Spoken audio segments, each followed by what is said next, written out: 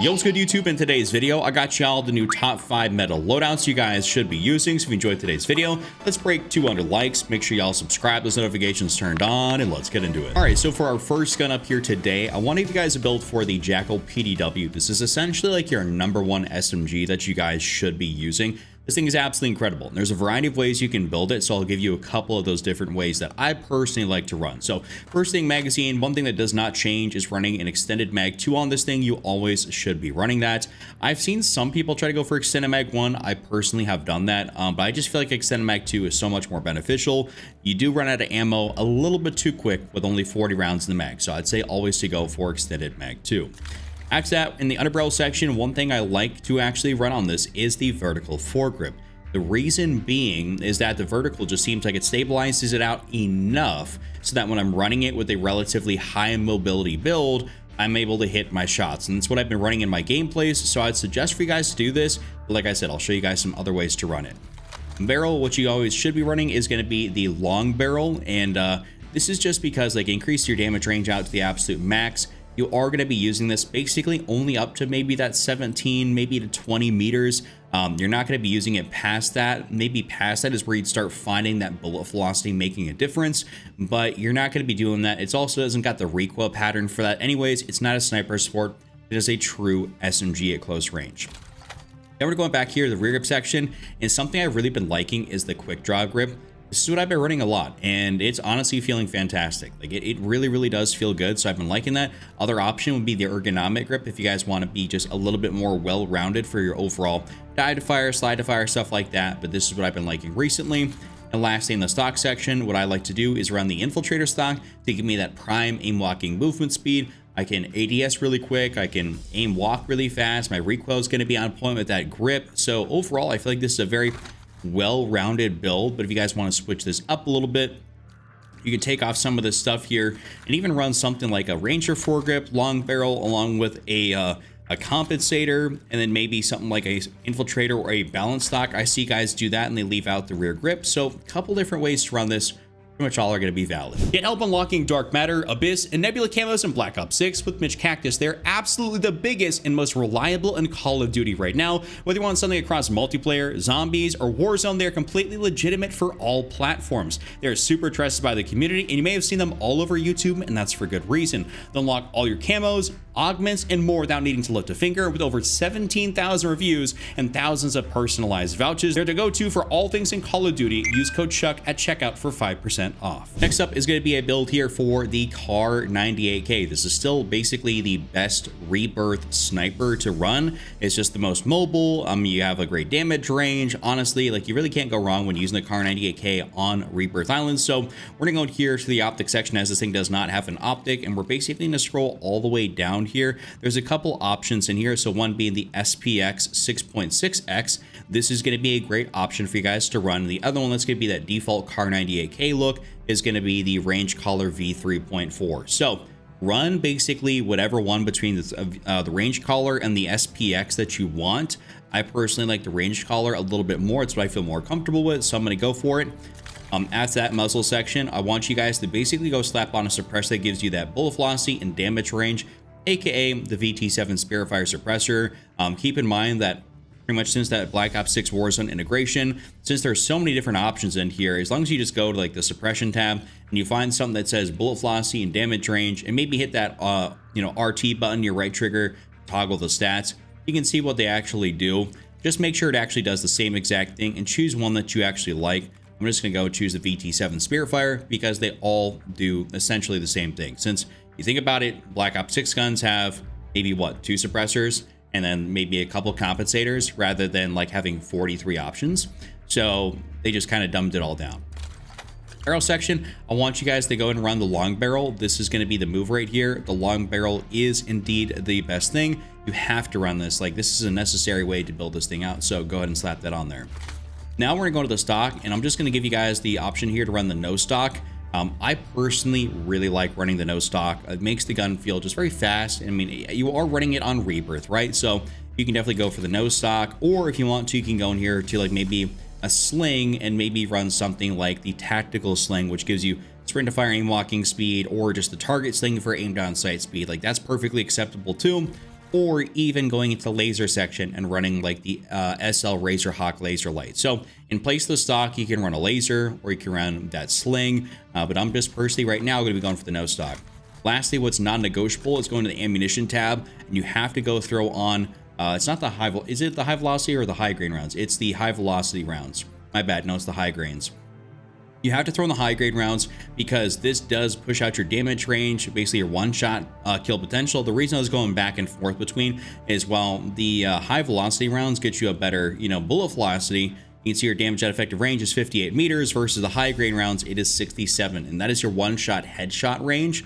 So you want that extra one-shot headshot range. This is a true like marksman, very fast, agile marksman rifle, not the world's fastest bullet velocity, but you can still get those one-shot headshots out to a very good distance, and you guys will be absolutely frying. Next up is going to be a build here for the AIMS 85, AIMES 85, whatever you want to call this thing. I don't really care. This is a really solid, very low recoil, pretty solid damage output AR. The one thing I really like about this gun is that when you throw on the extended mag 2, which is our first attachment, you never really feel like you have like too little ammo. It's like between the fire rate and the damage output and everything, you always feel like you got enough ammo when using extended mag 2. So I really like that. It's never feeling like it's too little.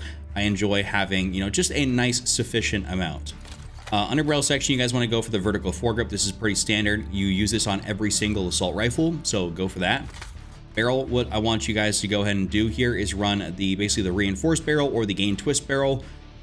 It's not really going to inherently matter too much. I mean, you can literally run the gain twist barrel. Like, take a look at this, 39.4 versus 43.3, in your damage range. Obviously, get way better bullet velocity out of this, so you can definitely slap that on there and be perfectly fine. You can run it essentially either which way, but the gain twist will probably be better for more people. Muzzle section, one option in here is going to be the compensator, and that's perfectly fine. You'll be an absolute laser beam. If you don't mind a little bit of recoil, I'd actually suggest the mono suppressor. It feels like it's very hard with the mono suppressor on it. Not like, I mean, I guess I should say significantly harder than the compensator, just from like my in-game personal use of it. I like the mono suppressor on it better, and I think the recoil is very manageable, honestly, so I like that. Optic section, what I recommend is to go in here, throw on something like the Volziski Reflex. That's going to be like my go-to, especially since I'm playing Rebirth Island. That's what I always like, but this gun is going to be like, obviously have good enough visual recoil to the point where you could run that Jason Armory 2X, Willis 3 times, or even go down here and run something like the RNK Multi-Zoom, which is not what I prefer. I just don't like the way it looks. If I'm going to run it 3 times, I'd rather just have the Willis or maybe the 2 times the Jason Armory and get the recoil control benefits. It's either that or I'm just going to be running a regular red dot, which I feel like I still get great recoil control benefits from too.